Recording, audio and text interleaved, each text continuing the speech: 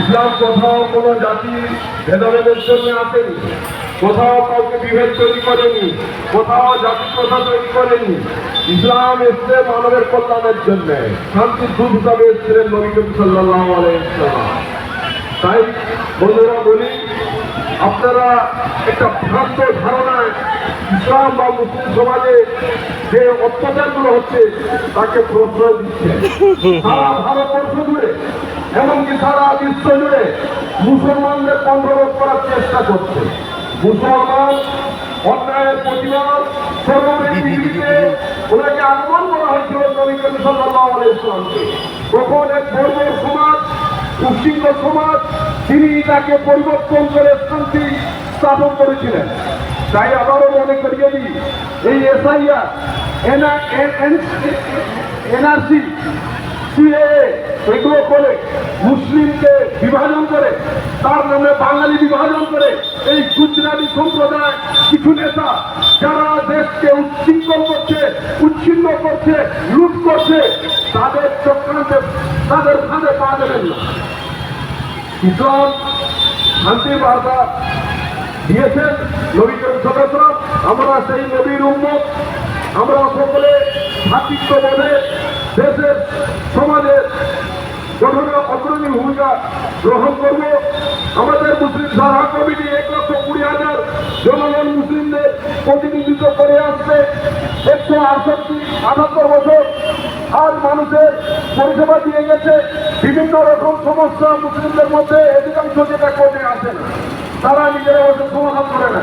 তার জন্য মুসলিম সারা কমিটিকে ইসলামের আদর্শ নীতিতে যেভাবে চলে আসছে, ভবিষ্যতেও সেভাবে চলে মানুষের পাশে থাকার জন্য, সমগ্র মানুষের সঙ্গে সৌভাগ এবং ভাতৃত্ব তৈরি করে যাতে সময়টা চালাতে পারে, তার জন্য ধন্যবাদ জানাই, তার জন্য শুভেচ্ছা জানাই।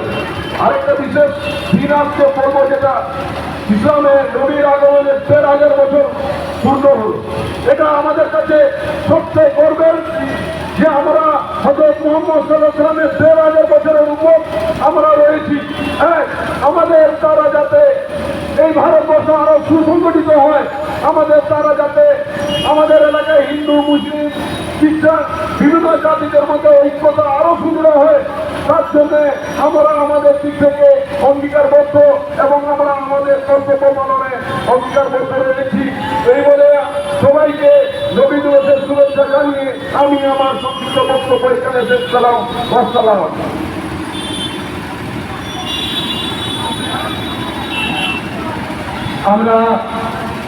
আমি আর 2-1 মিনিট বলে আজকে সবাই এখানটা শেষ করবো।